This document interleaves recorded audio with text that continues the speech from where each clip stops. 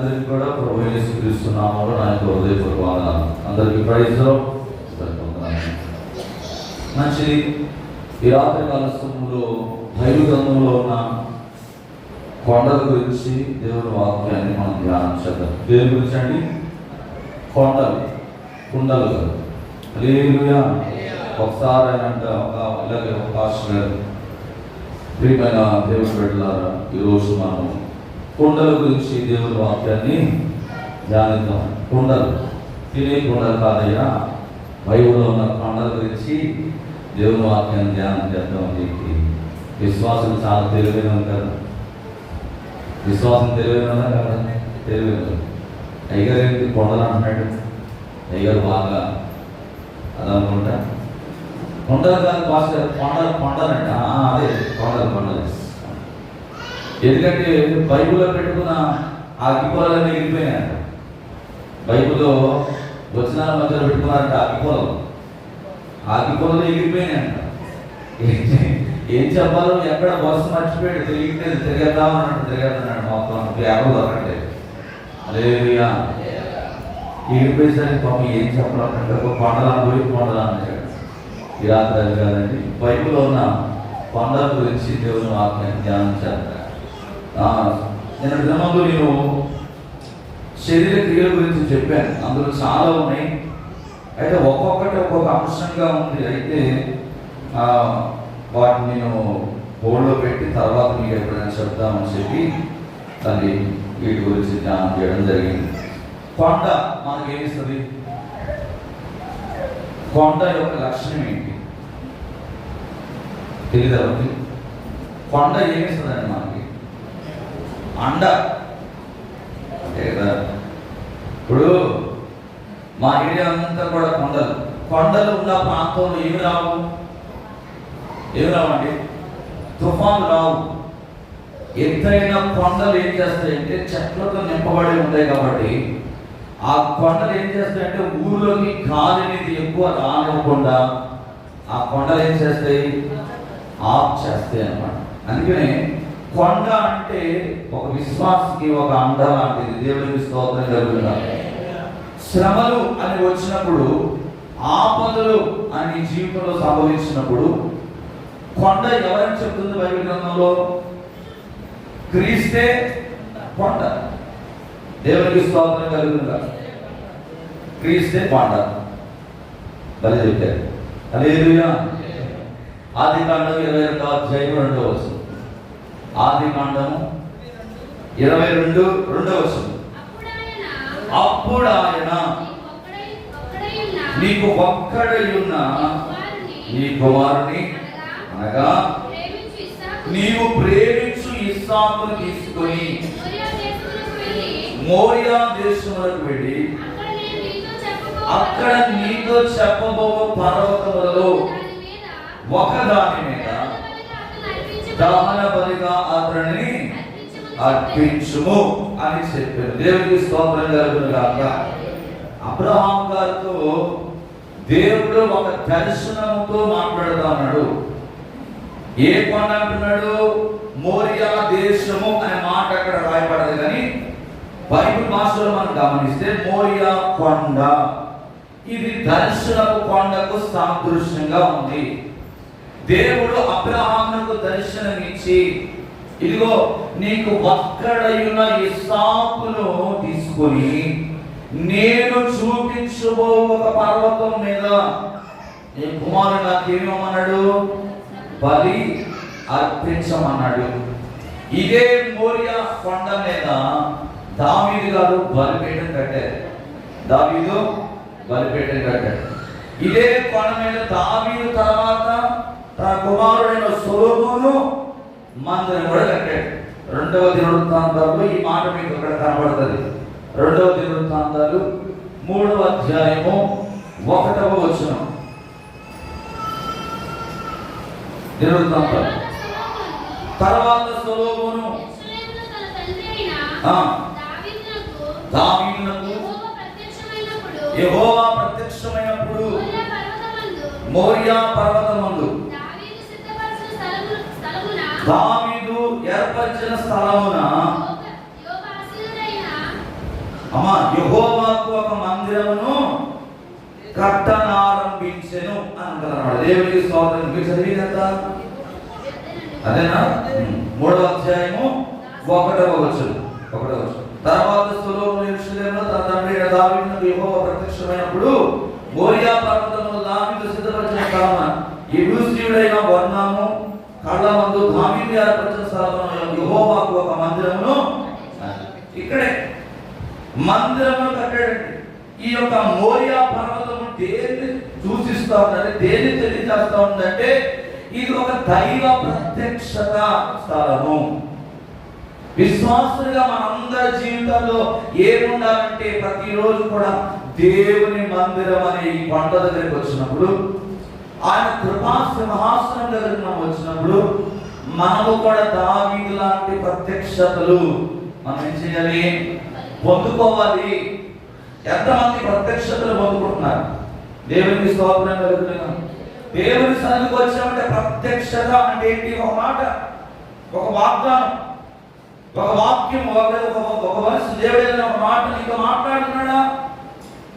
ఈ 47 రోజుల ఉపవాస ప్రాంతంలో ఆనాడు అబ్రహాముతో దేవుడు ఎలాగైతే మాట్లాడాడో, నేను చూపించబోవు పర్వతం మీదకి వెళ్ళి నీకు ఒక్కడైనా నీవు ప్రేమించున్న ఇస్సాకును బలి ప్రత్యక్షత పొందుకున్నాడు. అబ్రహాము ప్రత్యక్షత పొందుకోవడమే కాదు, దేవుని మాట ప్రకారం ఏం చేశాడు? ఆ కార్యాన్ని చేయడానికి పూనుకున్నాడు. ఈరోజు దైవ ప్రత్యక్షతను నువ్వు పొందుకోవాలి. మందిరంలో పరిశుద్ధాత్మ దేవుడు నీతో మాట్లాడుతున్నప్పుడు నీ హృదయము ఖాళీగా ఉండకూడదు. ఇంటినా నుంచి ఏ మనస్సాక్షితో అయితే వచ్చావో, ఏ ఆలోచనతో అయితే వచ్చావో, తిరిగి మరలా వెళ్ళేటప్పుడు అదే ఆలోచనతో నువ్వు వెళ్ళకూడదు. దైవ ప్రత్యక్షతను నువ్వు పొందుకోవాలి. దేవుని మాట కొరకు ఎదురు చూడాలి. ఆనాడు భక్తులు ఎదురు చూశారండి.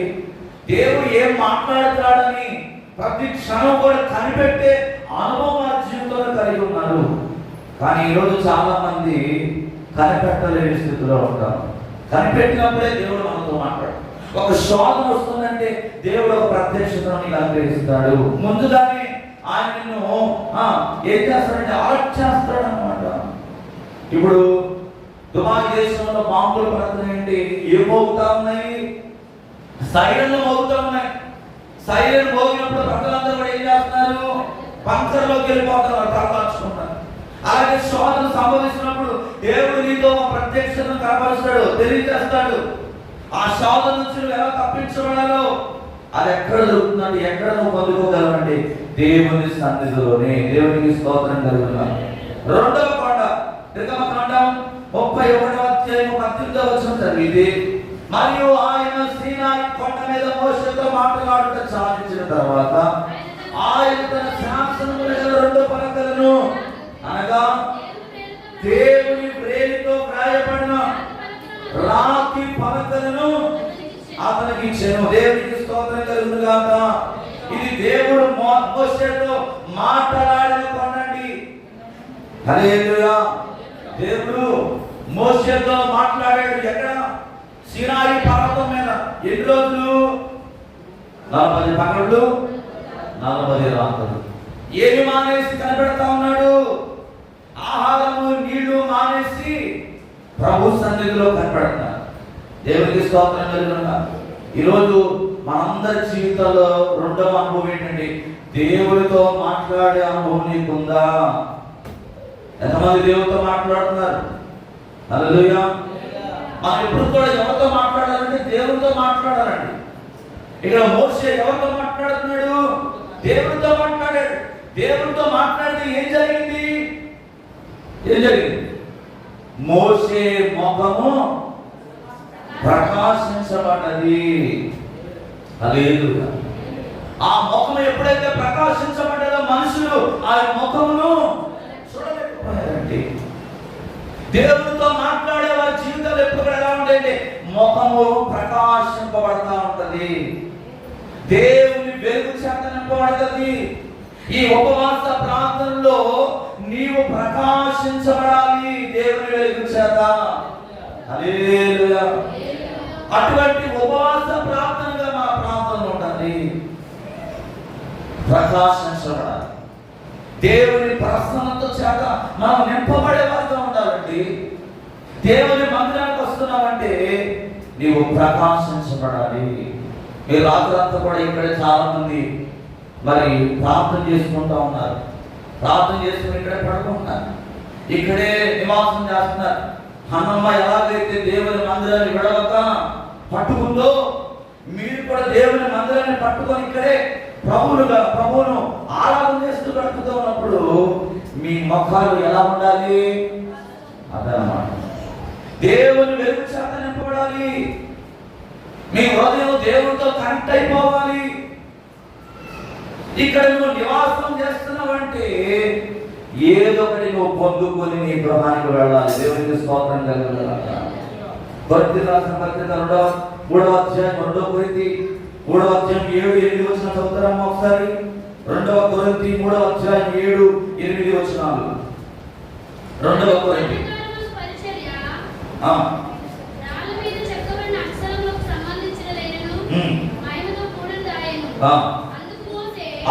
అందుకే మోషే ముఖము మీద ప్రకాశించుచుండిన ఆ మహిమ తగ్గిపోనదైనను ఇశ్రాయేలు అతని ముఖము తేరి చూడలేకపోయి ఇట్లుండగా ఆత్మ సంబంధమైన పరిచర్య దేవునికి స్తోత్రం కలుగునుగాక. హల్లెలూయా. మరణ కారణముకు పరిచర్య రాళ్ల మీద చెక్కబడిన అక్షరములకు సంబంధించినదైనను మహిమతో కూడినదాయను. మోషేకు దేవుడిచ్చిన 2 10 పలకలు ఇశ్రాయేలు ప్రజలందరికీ కూడా అవి ఒక కట్టడగా నియమించబడిపోయినాయి. ఆ పలకలు మోషే సర్వసాధారణంగా పొందుకోలేదు. ఆ సీనాయి పర్వతం మీద ఆ మండుచున్న పొదల నుండి దేవుని ప్రత్యక్షతను అనుభవించాడు, పొందుకున్నాడు. హల్లెలూయా. దేవుని యొక్క సన్నిధిలో గడిపినందువల్ల ప్రియమైన వారలారా, రాళ్ళ మీద చెక్కబడిన ఆ మాటలు మహిమ కలిగిన పరిచర్యగా మార్చివేయబడినది. దేవునికి స్తోత్రం కలుగునుగాక. ఎప్పుడైతే మహిమ కలిగిన పరిచర్యగా మార్చబడ్డదో మోషే ముఖం మీద మహిమ తగ్గిపోలేదు, కానీ అదేమైందండి? ప్రకాశించబడ్డది. ఆ ప్రకాశించిన వెలుగే ఆ పరిచర్యకు దోహదపడదన్నమాట. ఈరోజు నీవు నేను కూడా సీనాయి కొండ అనే అనుభవంలోనికి నువ్వు రావాలి. దేవుని ప్రత్యక్షతను, దేవుని మహిమను, దేవుని ప్రసన్నతను మోషే ఎలాగైతే అనుభవించాడో, ఈ ఉపవాస ప్రాంతంలో దేవుని మందిరంలో నివాసం చేస్తున్న మీరు, దేవుని సన్నిధిలో పడిపోతున్న మనమందరం కూడా మన ముఖాలు కూడా అలా ప్రకాశించబడును గాక. 3వది ఏంటంటే ఆదికాండం 8వ అధ్యాయము 4వ వచనం. 7వ నెల 17వ దినమున ఓడ అరారాతు కొండల మీద నిలిచెను, క్రమముగా తగ్గి వచ్చెను.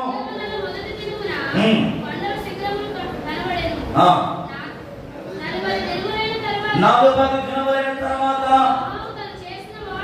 నోవాహు తన చేసిన వాడ కిటికీ చేసి ఒక కాకిని వెలుపలికి విడిచెను. అది బయటకు వెళ్ళి భూమి మీద నుండి నీళ్లు ఇంకిపోవు వరకు ఇటు అటు తిరుగుచుండెను. దేవునికి స్తోత్రం కలుగునుగాక. ఏ కొండ? ఈ కొండ ఆరారాతు కొండ. ఇది దేనికి సాదృశ్యంగా ఉందంటే రక్షణ. రక్షణ. లోకమంతా కూడా జలప్రళయం వచ్చేసింది, కానీ నోవాహు దేవుని మాటకు లోబడ్డాడు. తాను తయారు చేసుకున్న ఆ వాడ తనకి ఏం తీసుకొచ్చింది? రక్షణ తీసుకొచ్చింది. ఎంతమంది రక్షించబడ్డారు? 8 మంది రక్షించబడ్డారు. హల్లెలూయా. నోవాహు కుటుంబంలో ఉన్న 8 మంది రక్షణ పొందారు. ఇప్పుడు చూడండి, ఆరారాతు కొండ మీద ఎప్పుడైతే వాడ నిలబడ్డదో వారి కుటుంబానికి ఏం తీసుకొచ్చిందంటే రక్షణ తీసుకొచ్చింది. ఈరోజు ఇంకా మీ కుటుంబాల్లో ఎవరైతే రక్షణ పొందలేదో ఈ ఉపవాస ప్రార్థనలు మీరు ఏం చేయాలంటే, అయ్యా నా కుటుంబానికి మార్పు తెచ్చే ప్రభా, నా బంధువులు అనేక మంది నశించిపోతున్నారయ్యా, ఇదిగో నీ రాకడకు అనేకమైన గుర్తులు జరుగుతూ ఉన్నాయి, అనేకమైన హెచ్చరికలు జరుగుతూ ఉన్నాయి, అనేకమైన మీరు వింటా ఉన్నాను, చూస్తా ఉన్నాను, నేనైతే రక్షించబడ్డానయ్యా, ఇది నాతో రక్షణ ఆగిపోకూడదయ్యా అని ఈ ఉపవాస ప్రార్థనలో నోవాహును ఎలాగైతే దేవుడు రక్షించుకున్నాడో తన కుటుంబాన్ని, ఈరోజు నీవు కూడా నీ కుటుంబం కొరకు భారభరితమైన హృదయంతో రక్షణ కొరకైన ద్వారాలు తెరవడం కొరకు ఏం చేయాలి? ప్రార్థన చేయాలి. ఈ ఉపవాస ప్రార్థన ఇప్పటి వరకు మన కోసమే చేశాము. నేను గతంలో చెప్పాను, యెరూషలేము కుమార్తెలారా, నా కొరకు మీరు ఏడవకండి, మీ కొరకు మీ పిల్లల కొరకు ప్రభు ఏం చేయమన్నాడు?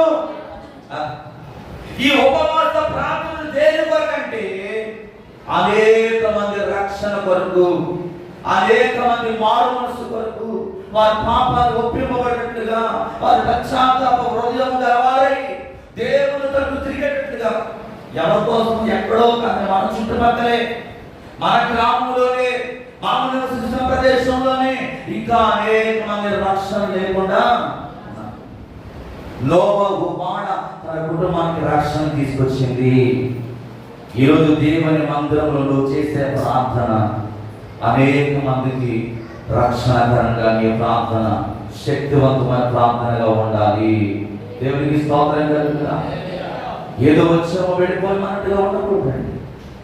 మన కోసమే కాదు ఈ ఏర్పాటు చేస్తుంది. ఈరోజు ఈ ఉపవాస ప్రార్థనలో చాలా ఆశీర్వాదాలు ఉన్నాయి.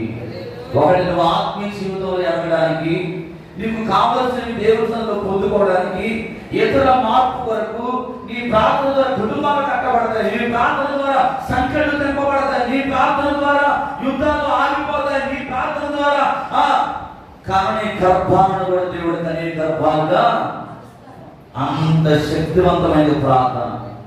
ఎందుకు తెలుసా? ఒకరు చేసే ప్రార్థన కంటే ఒక సమూహముగా మనం ప్రార్థన చేస్తా ఉన్నాము, ఒకే కంఠంలో ప్రార్థన చేస్తా ఉన్నాము, ఒకే మనసుతో మనం ప్రార్థన చేస్తా ఉన్నాము, మన అందరి హృదయాలు ఏకమై దేవుని సన్నిధిలో మనం మొరపెడుతున్నాం కనుక ఈ ప్రార్థన చాలా శక్తివంతమైంది. నాలుగవదిగా మొదటి రాజుల గ్రంథం 18వ అధ్యాయం 19-21 వచనం చదవండి. మొదటి రాజులు చదవండి. 18, 19, 21 వచనం, 19-21 వచనం. అయితే ఇప్పుడు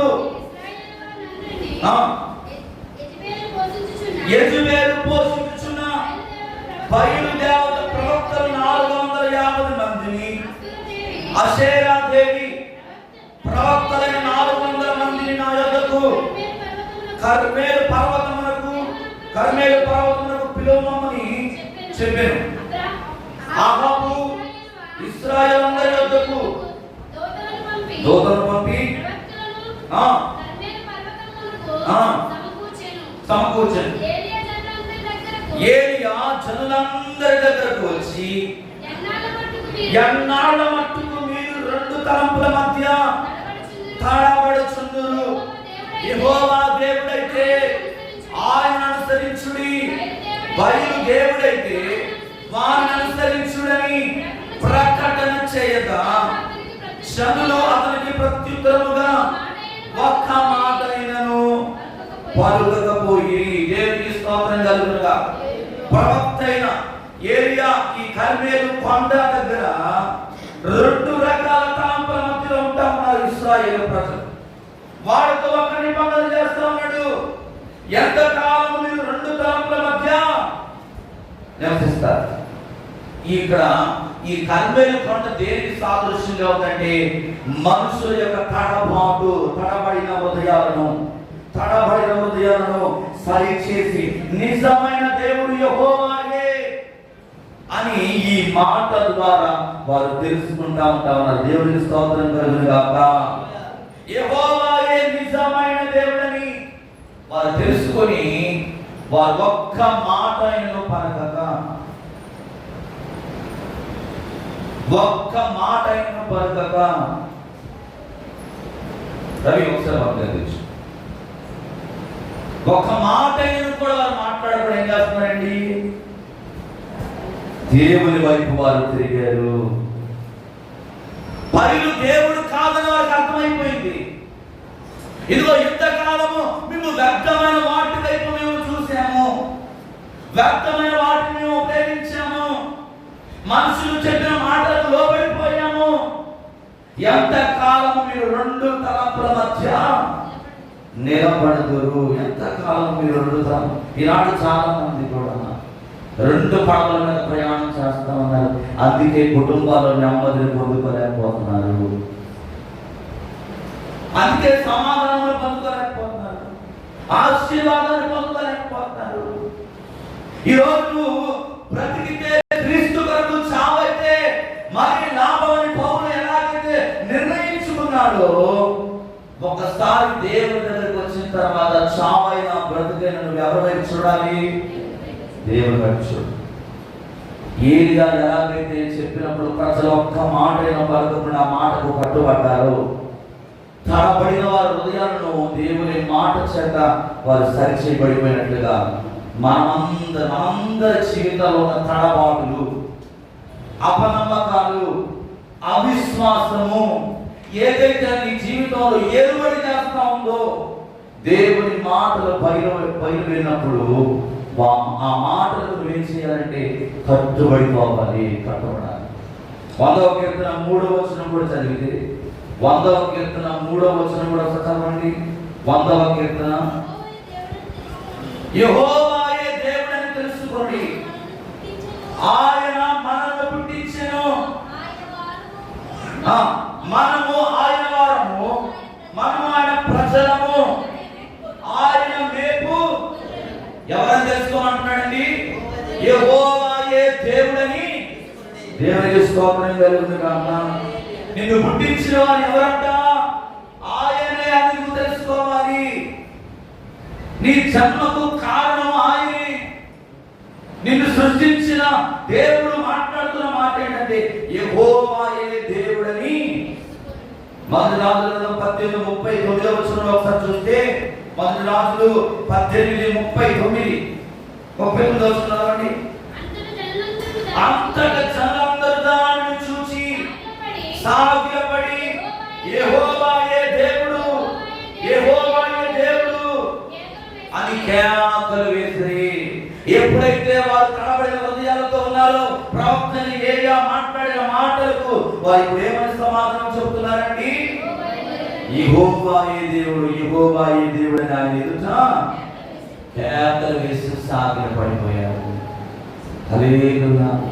ఈరోజు నీలో ఉన్న అపనమ్మకం, నీలో ఉన్న అవిశ్వాసాన్నంతటిని కూడా ఏం చేయాలంటే, దేవుడు మాట్లాడుతున్నప్పుడు వాటన్నిటిని విడిచిపెట్టి, ఆయన నిన్ను సృష్టించాడని, ఆయన నీకు భర్త అయి ఉన్నాడని, ఆయన నిన్ను తయారు చేశాడు, నిర్మాణకుడని నువ్వు గుర్తెరిగి నీలో ఉన్న అవిశ్వాసాన్నంతటిని విడిచిపెట్టినప్పుడే నువ్వు విజయ పదములోనికి నడిపించబడగలవు. దేవునికి స్తోత్రం కలుగును గాక.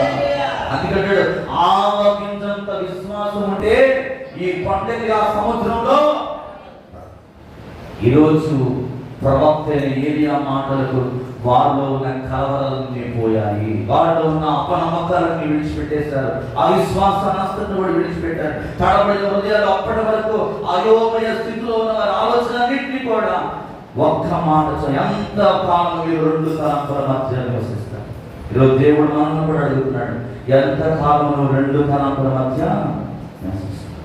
కొంతమంది రోగాలు రాగానే, సమస్యలు రాగానే, బాధలు రాగానే ఎక్కడికో వెళ్ళిపోతామంటారు. అవి కట్టించుకోవడానికి ఇవి కట్టించుకోవడం కాక, నువ్వు శ్రమైన, నిందలైన, అవమానాలైనా నీవు దేవుని వైపు చూడాలి. యెహోషువ ఎలాగైతే నేను నా కుటుంబం యెహోవానే సేవించదు అని ఎలాగైతే తీర్మానం తీసుకున్నాడో, మనము కూడా అటువంటి తీర్మానం తీసుకో. 5వది 133వ కీర్తన 3వ వచనం అంటాడు, సియోను కొండ మీదకి దిగివచ్చు, హెర్మోను మంచు వలె నుండును, ఆశీర్వాదము శాశ్వత జీవమును అచ్చట నుండవలనని యెహోవా సెలవిచ్చుచున్నాడు. ఉన్నాడు. ఇది దేనికి సాదృశ్యంగా ఉందంటే ఆశీర్వాదములకు సాదృశ్యంగా ఉంది. హెర్మోను అనే మాటకు సూచన ఏంటంటే పరలోక సంబంధమైన ఆశీర్వాదము. హెర్మోను మంచు దేనికి సాదృశ్యంగా ఉంది? ఆశీర్వాదానికి సాదృశ్యం. దేవుడు మనందరిని ఎందుకు పుట్టించాడు? ఆశీర్వదింపబడిన వారు మనం ఎప్పుడు కూడా ఆశీర్వాదపు మాటలే పలకాలి. నీ నోటిలో ఎప్పుడు కూడా ఆశీర్వాదపు వచనాలే రావాలి. దేవుడు అంటున్నాడు, ఇదిగో సియోను కొండ మీదకి దిగవచ్చు హెర్మోను మంచు అనే. అక్కడ ఏముందంటే ఆశీర్వాదము, శాశ్వతమైన జీవము అక్కడ ఉంది. శాశ్వతమైన జీవం ఇచ్చేవాడు ఎవరండి? మనం ఆరాధిస్తున్న దేవుడే. ఆయన శాశ్వతమైన జీవంలో నిన్ను నడిపించేవాడు. మంచు ఎలా ఉంటుందంటే చల్లగా ఉంటుంది.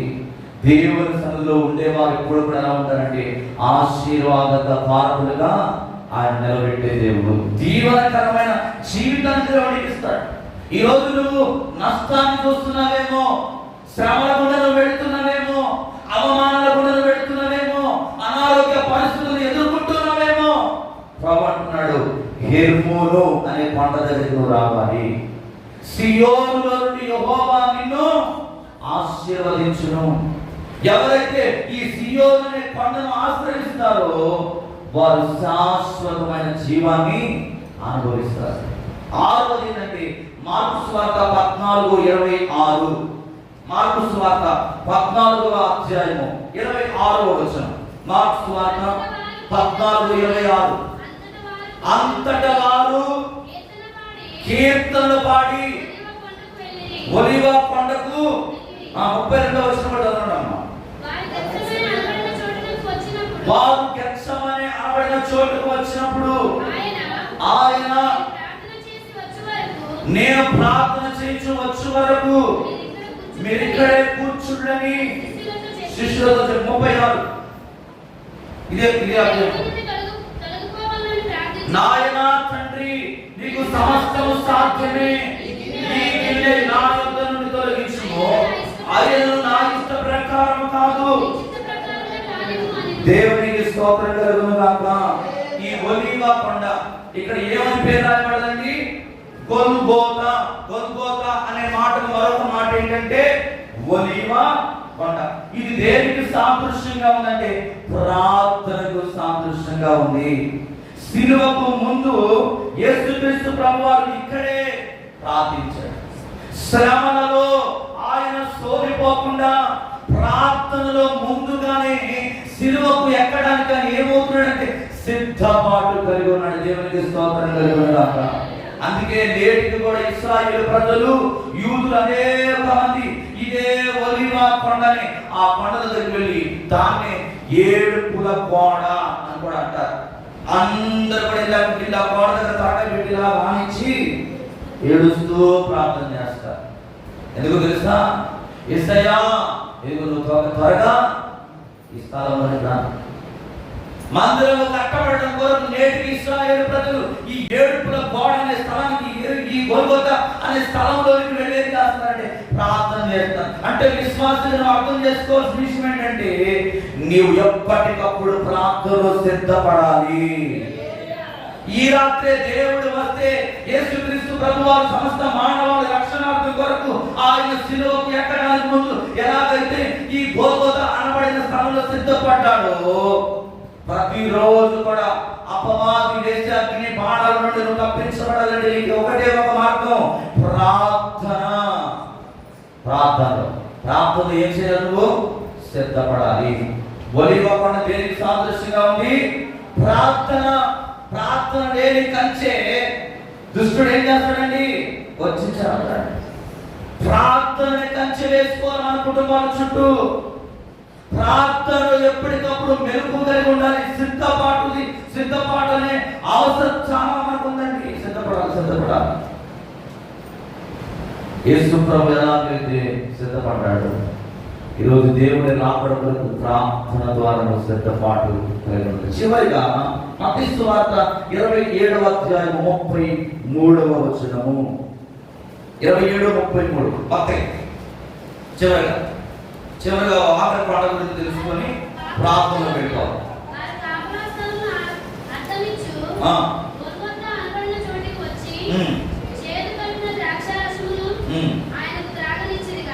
ఆయనకు త్రాగనిచ్చిది కానీ ఆయన దాన్ని రుచి చూచి 33 చదివే 27:33 వారు కపాల స్థలమును అర్థమిచ్చు గొల్గొతా అనబడిన చోటుకు వచ్చి చాలు ఎక్కడికి వచ్చారు? కపాలం అనబడిన గొల్గొతా అనే స్థలానికి వచ్చారు. కపాలము అనబడిన అర్థమిచ్చు గొల్గొతా అనే చోటు, దీని అర్థం ఏంటంటే విమోచన పడ, దీన్నే కల్వరి కొండ అని అంటారు. ఈ కల్వరి కొండ దగ్గరికే యేసుక్రీస్తు శిలువలో సమస్త మానవాళి కొరకు వారి పాపములను విమోచించడానికి యేసుక్రీస్తు ఏం కార్చాడండి? రక్తమును కార్చాడు. యేసుక్రీస్తు రక్తము చేతనే ఒక మానవుడు చేసిన పాపములకు విమోచన.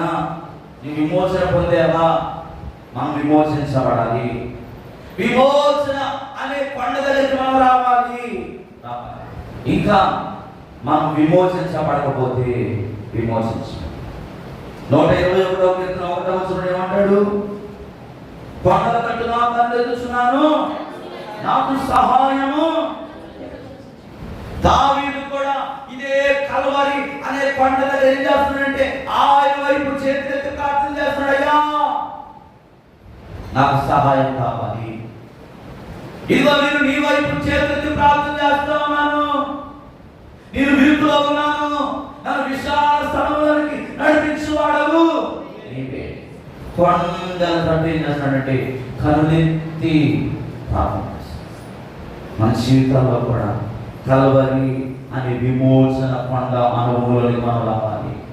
ఎవరైతే ఇంకా విమోచించబడని స్థితిలో ఉన్నారో, పాపములు ఒప్పుకోని స్థితిలో ఉన్నారో, అటువంటి విమోచింపబడే వారి కొరకు ఈ కల్వరి కొండ అనే అనుభవం దగ్గరకు వచ్చి నువ్వు ఏం చేయాలంటే ప్రార్థించేవాడుగా ఉండాలి.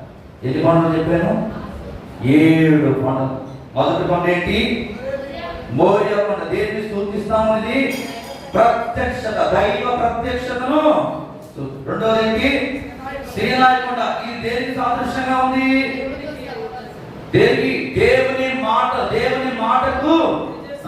దేవుని మాటకు సాదృశ్యంగా ఉంది. మూడవది ఆరాధన కొండ. ఈ కొండ దేనికి సాదృశ్యంగా ఉంది? రక్షణకు సాదృశ్యంగా ఉంది. నాలుగవది కర్మేలు కొండ. దేనికి సాదృశ్యంగా ఉంది? తడబాటును తొలగించే కొండగా ఇది కనబడుతుంది. అంటే 2 తలంపుల మధ్యలో ఉన్నారు. ఎప్పుడైతే దేవుని మాట ప్రత్యక్షమైందో వారి తడబాటు అంతా కూడా తొలగిపోయింది. ఐదవది హెర్మోను కొండ. ఈ హెర్మోను కొండ దేనికి సాదృశ్యంగా ఉంది? ఆశీర్వాదానికి సాదృశ్యం. ఆరవది ఒలీవా కొండ. ఒలీవా కొండ దేనికి సాదృశ్యం? ప్రార్థనకు సాదృశ్యం. చివరిగా కల్వరి కొండ. ఇది విమోచనకు, పాపముల నుండి విమోచించే యేసు రక్తమునకు సాదృశ్యంగా ఉన్న కొండగా ఉంది. ఈ 7 కొండల ద్వారా ఈ రాత్రి మన జీవితాల్లో కూడా ఆనాడు భక్తులు ఎటువంటి అనుభవాలు కొండల ద్వారా పొందుకున్నారో మనం కూడా పొందుకోవడానికి దేవుడు కృప చూపించి నడిపించునుగాక. ఆమేన్. అందరం కూడా తరలివచ్చుదాం. విత్తబడిన వాక్యం కొరకు మనం రోజు దేశం కోసం ప్రార్థన చేస్తున్నాం. అమ్మగారు మనం ప్రార్థన నడిపిస్తున్నాడుగా. భారమైన హృదయంతో దేవునిలో ప్రార్థన చేద్దాం.